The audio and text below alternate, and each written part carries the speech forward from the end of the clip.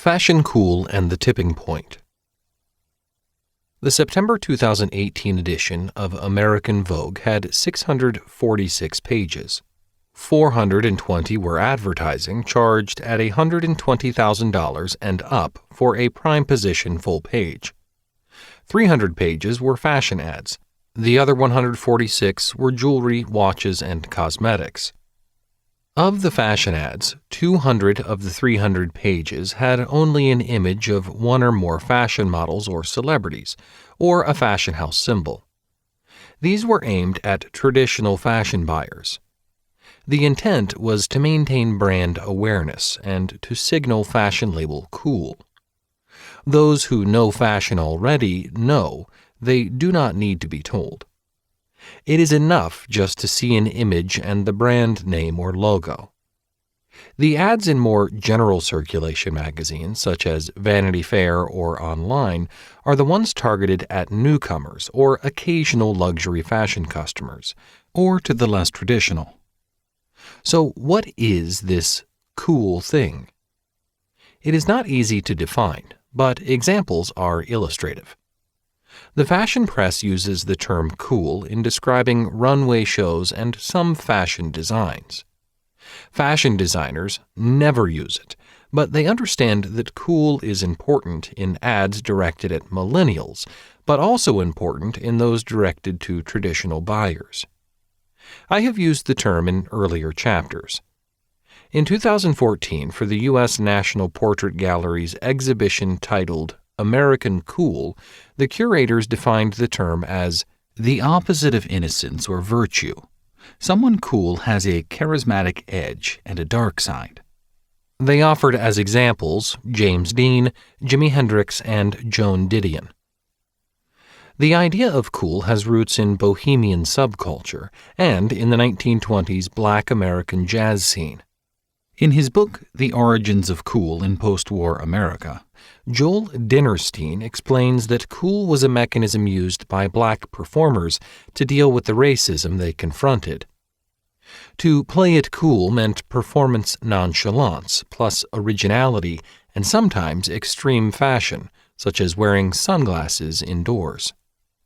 Cool was protection against vulnerability. A friend suggested a 21st century analogy. Cool fashion is to traditional as Miles Davis, the American jazz trumpeter, was to traditional jazz and 20th century music over 4 decades of performing. The comparison came after watching a 2019 documentary film on his life and career, Miles Davis, Birth of the Cool.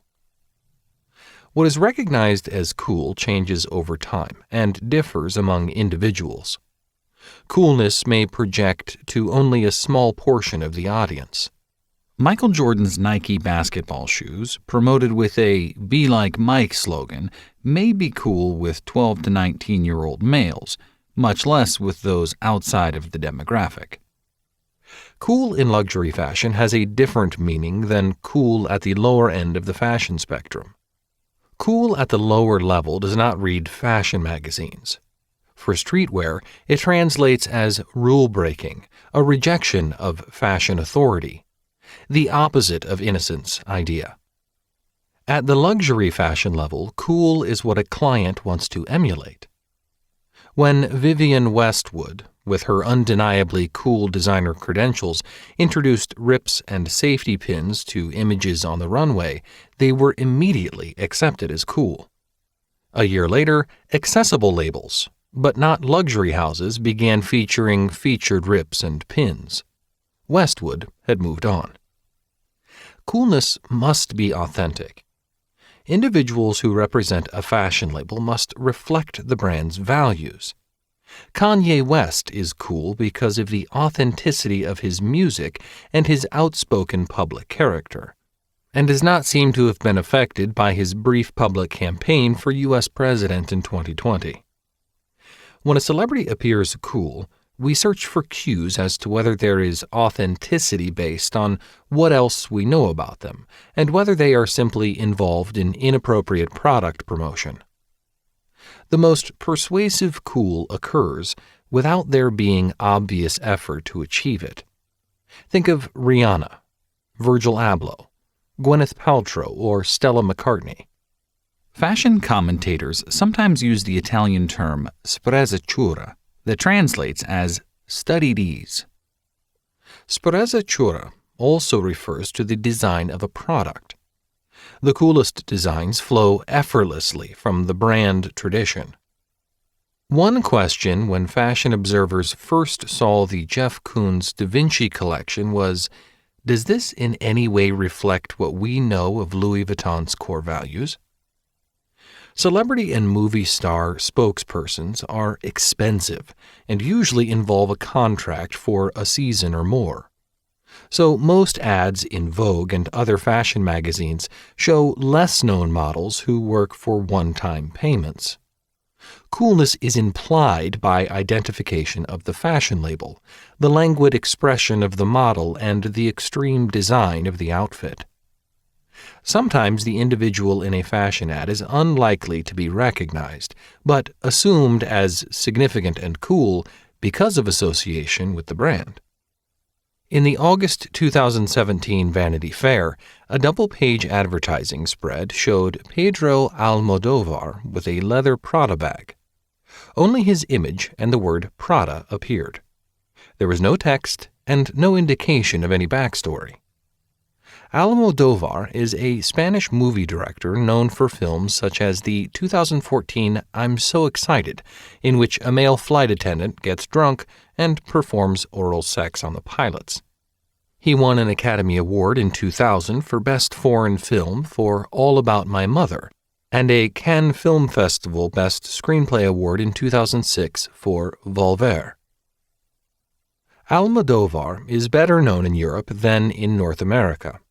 His image is likely to be readily recognized by only a few on either continent.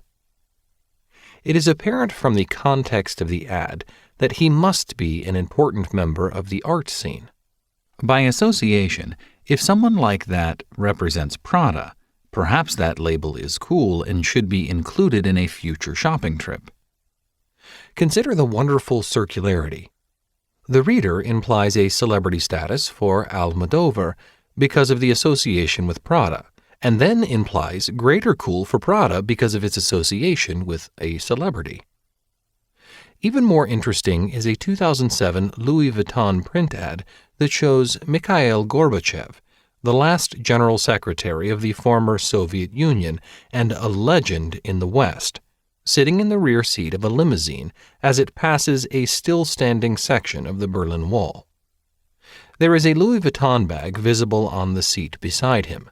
In the bag is a newspaper with the headline, in Russian, The Murder of Litvinenko. The reference is to Alexander Litvinenko, a former KGB spy who died a painful death a few months earlier after ingesting polonium-210, a radioactive isotope. Before he died, Litvinenko accused Russian President Vladimir Putin of ordering his murder. A spokesperson for Louis Vuitton said the meaning viewers should take from the ad was that important people take a Louis Vuitton bag on personal journeys. Is that motivation enough to include Louis Vuitton on your next shopping trip? The ad is a creative example of celebrity cool and brand association. It ran the risk, more than most celebrity-based ads, of focusing viewer attention on the celebrity with the luxury good as a barely noticed accessory. Sometimes cool is implied by reference to a dead celebrity, even if that celebrity had no history of using the product. An ad created with that intent appeared for years in different forms from Italian footwear and accessory brand J.P. Todd. There was no J.P. Todd, at least not one related to the fashion house. The company founder Diego Della Valle created the brand name in 1979 to add Anglo-Saxon cool to his loafers.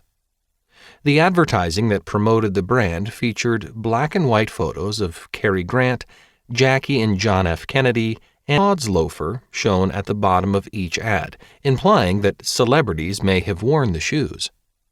There was no claim of this, or that the individuals had ever agreed to be included in a Todd's ad, which they had not. The implied association from appearing on the same ad page was sufficient. Cool does not necessarily mean that you will immediately buy or wear an item. It means that those who wear the label have cool. When you do buy, cool is one reason Yeezy sneakers for Adidas command a price 2 to 3 times those from a label that does not benefit from Kanye West's collaboration. The fashions that he or George Clooney or Jennifer Lopez or Matthew McConaughey endorse gain an aura of cool because they are worn by these cool people. A particularly cool endorsement is your favorite actor wearing a fashion label to the Academy Awards evening and identifying it when interviewed on the red carpet before the ceremony. You understand the outfit was provided free or the actor was paid. But multiple labels made the offer, so the one chosen carries the aura. Amal Clooney projects cool to whatever fashion brand she is wearing. She was, prior to her marriage to George Clooney, beautiful and professionally successful, but not publicly cool. She acquired cool because her husband could have chosen almost any woman he wanted. With her acquired cool, she receives offers of couture outfits. Then there is a politician's spouse. No, not Mrs. Trump. Brigitte Macron, the First Lady of France, is regularly shown wearing Louis Vuitton and Christian Dior. The fashion house provides newspapers and magazines with event photos. The media routinely identify fashion labels in the caption or the story. Macron's husband, the President of the French Republic, is at her side and wearing Alexander Vauthier. He is a popular politician, at least when this was written, but for some reason not fashion cool. Some fashion is so ugly that it becomes cool. Birkenstock's extreme version of the Croc clog came in neon pink and yellow with a 10-centimeter, 2.5-inch platform sole.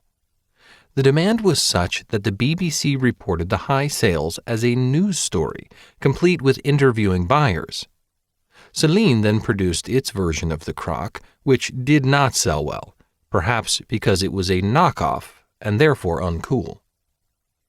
To launch a fashion movement or trigger a rush to acquire a new fashion, it is important, but not always sufficient, that the influencer be cool. There sometimes must be something additional, a tipping point, also a term I use throughout the book. Malcolm Gladwell popularized the idea in his 2000 best-selling book of the same name. The tipping point concept applies to viruses, crime waves, and teen suicides. It also applies to fashion trends. Many tipping points are well recognized. Marlon Brando's appearance in the 1953 movie The Wild One made the T-shirt acceptable dress in many settings. President John F. Kennedy went hatless in 1961 to every event, formal and not, which signaled a generation of American males that hats were passé. Michelle Obama was photographed in a combination of high-low fashion. She wore sleeveless outfits to state occasions, signaling that the style was suddenly cool. What is common to these examples? All the tippers are cool.